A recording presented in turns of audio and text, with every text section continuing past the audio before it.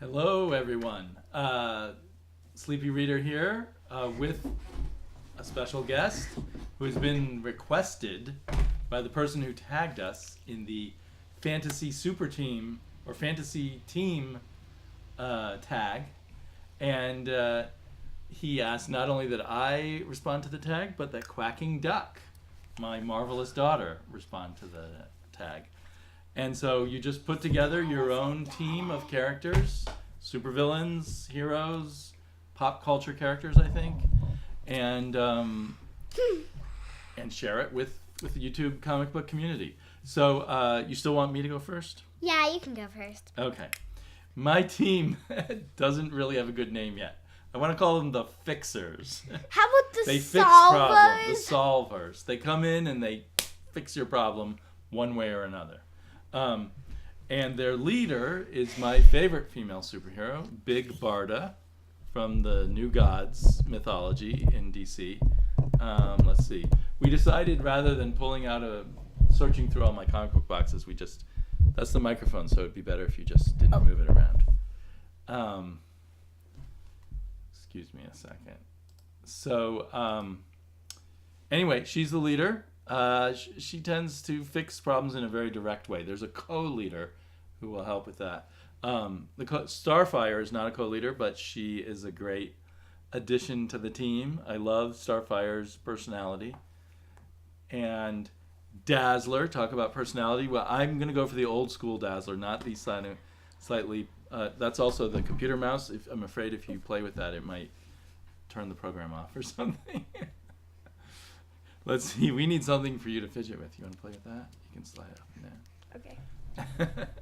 So I want the old school Dazzler. Like my daughter said, I think in another video, Dazzler has to have roller skates, right? You can't have Dazzler without roller skates. And then one of my favorite problem solvers in current Marvel Comics, Squirrel Girl, who kicks butt and eats nuts. Or does it eats nut and kicks butts? Eats nuts. And has all the powers of a girl and all the powers of a squirrel. But mostly she solves problems very well. And you always need someone really big to, when you need the roof pulled off a 10-story building, we've got Elastigirl from the classic Doom Patrol. Whatever happened to Elastigirl? She's one of my favorites. And to round it all off, there's two more. I wanted to pull in one of my newest favorite female comic book characters, Little Lotta, who is super powered. She's super strong, and you can see there how she tied that artillery gun into knots, because I think maybe they hit her with this ball, with this cannonball. But she is at least strong enough to rip up a tree, and she does not take guff. If anyone bothers her, she's going to show them what's what. And then my final choice, and the co-leader, the strategist of the group, would be Moon Girl, who perhaps is the smartest person in the Marvel Universe. I'm not sure, or the third smartest. Second smartest. And in this team, she wouldn't usually bring in her pal Devil Dinosaur. She would solve problems with her brain. But every now and then, when you need some extra muscle, she can bring in Devil Dinosaur. So that's my team. They go around fixing problems, probably cleaning up after some of the other teams that aren't quite so competent. And now we have an unusual team idea from Quacking Duck. Yes, it's the team of non-super people. And was your name for it? The non-super team. The non-super team. So if they had a comic book, it would say in big letters, the non-super team. And the first member? The first member is this woman, Lois Lane. Uh-huh. She's kind of the leader. There isn't really an official one, though. Is an official leader. Okay. And the This next is member Dawn of the team? Greenwood. She helps out the Silver Surfer. And she normally travels around the galaxy and does all kinds of adventures and stuff. But in the new non-super team, they mostly stay on Earth. And she's a really good non-powered character, isn't she? Well, these all are. Well, next up is Etta Candy. I like the she's a character from old Wonder Woman comics, and she got brought back in the new Legend of Wonder Woman series, and I like her in that version. And this is what the picture's from. I want that kind of right. We want this Etta Candy. Etta Candy. Kind of a 1940s, a modern rendition of a 1940s character.